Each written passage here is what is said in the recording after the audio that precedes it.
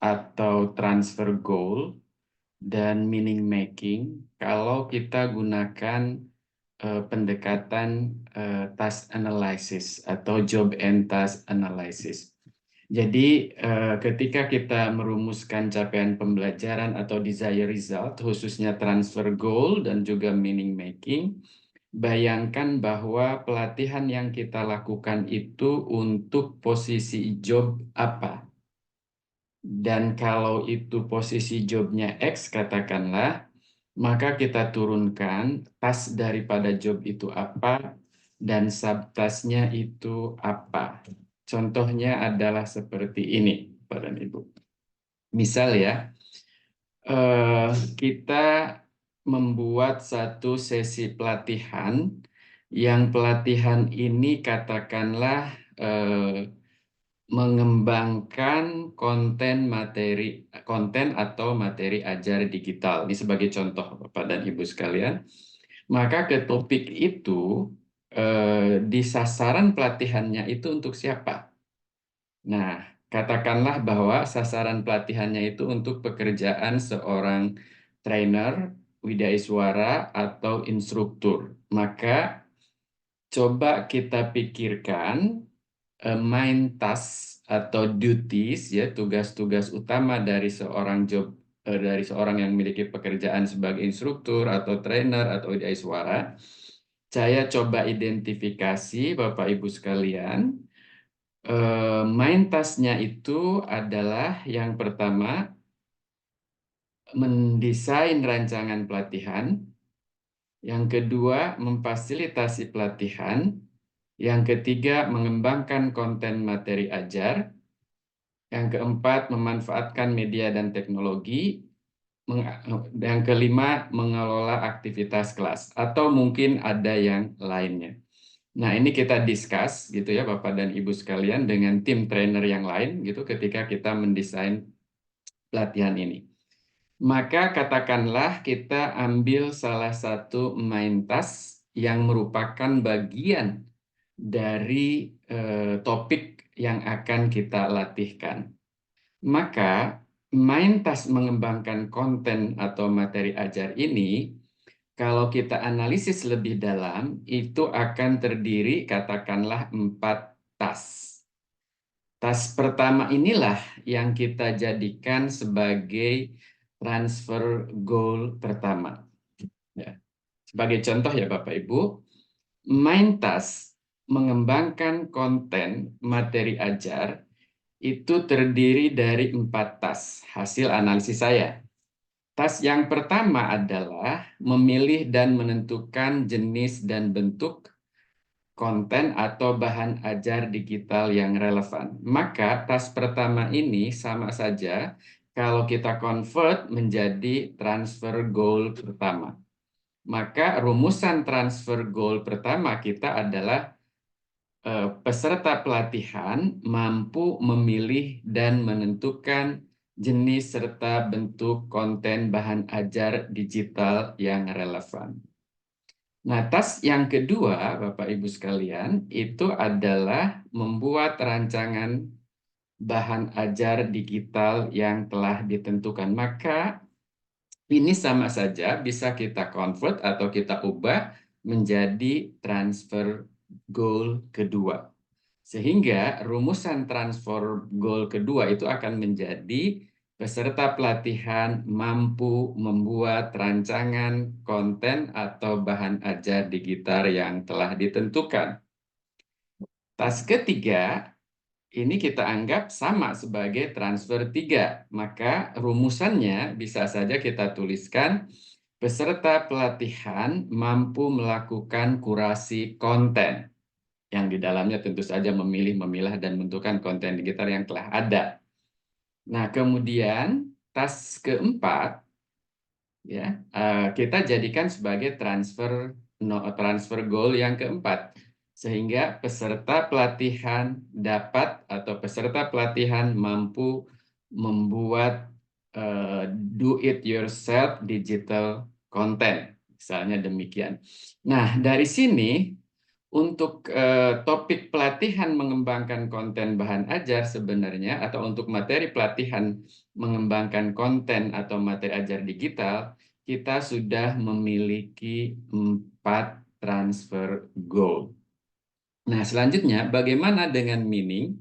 Meaning adalah kemampuan untuk menghubungkan satu atau dua konsep menjadi satu konsep tertentu ya, yang secara umum kira-kira seperti itu.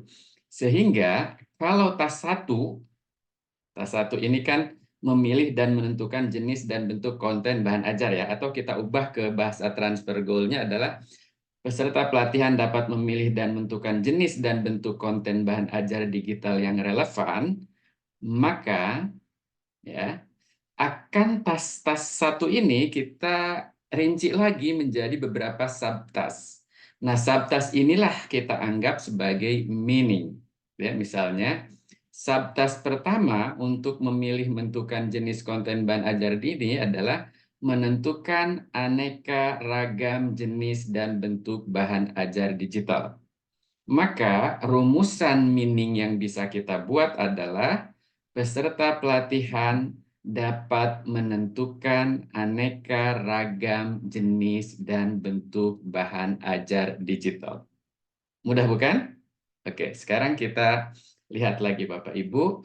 Subtas kedua kita anggap sebagai meaning 2. Nah, dalam arti bahwa tas pertama memilih dan menentukan jenis dan bentuk bahan ajar digital yang relevan, ini subtasnya adalah mengidentifikasi ragam jenis dan bentuk bahan ajar digital untuk tujuan dan sasaran tertentu. Maka kalau kita ubah menjadi meaning, ini adalah tinggal menambahkan kata peserta pelatihan dapat mengidentifikasi ragam jenis dan bentuk bahan ajar digital untuk tujuan dan sasaran tertentu. Nah, kemudian yang subtas 3 kita anggap sebagai M3, tinggal kita tambahkan peserta pelatihan mampu menganalisis jenis dan bentuk bahan ajar digital yang relevan sesuai dengan tujuan dan sasaran tertentu. Nah, dari sini Bapak dan Ibu sekalian, yang masih menjadi PR kita adalah yang manakah yang akuisisi.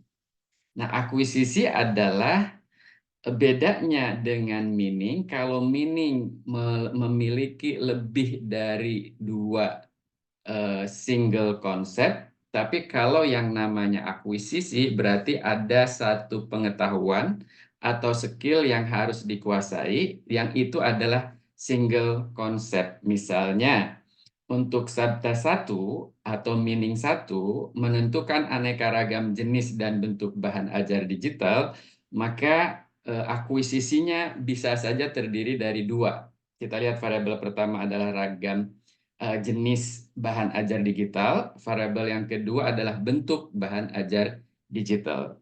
Maka akuisisi yang bisa kita buat di sini minimal ada 2. Untuk yang meaning 1 ya, berarti peserta pelatihan dapat menjelaskan jenis-jenis bahan ajar digital. Itu yang pertama. Yang kedua, peserta pelatihan dapat menyebutkan misalnya bentuk-bentuk bahan ajar digital.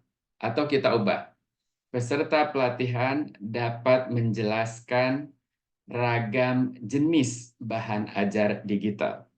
Itu pertama. Kedua, peserta pelatihan dapat menjelaskan bentuk-bentuk bahan ajar digital. Kira-kira begitu ya.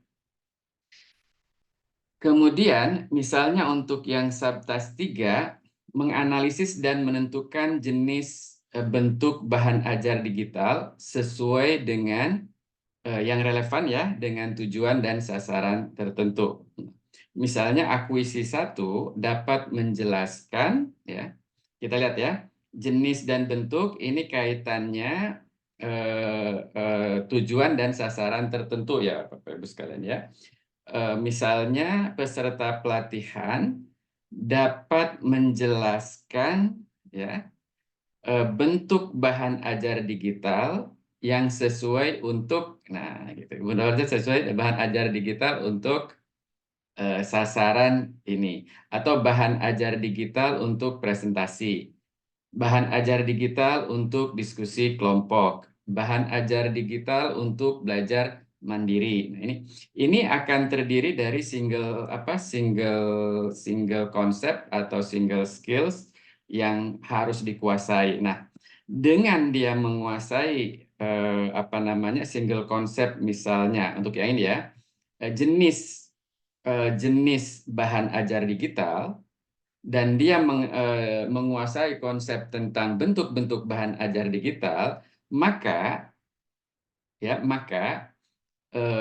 kalau dia sudah bisa menghubungkan antara dua variabel tadi, jenis dan bentuk, maka dia bisa menentukan aneka ragam jenis dan bentuk bahan ajar digital yang relevan, itu bisa berubah jadi meaning, begitu kira-kira. Nah, dengan cara seperti inilah Bapak dan Ibu sekalian, saya kira ini akan memudahkan Bapak dan Ibu sekalian merumuskan transfer goal, meaning, dan juga acquisition untuk stage 1, yaitu mengidentifikasi atau merumuskan desired result. Mudah bukan? Saya kira mudah. Terima kasih Bapak dan Ibu sekalian.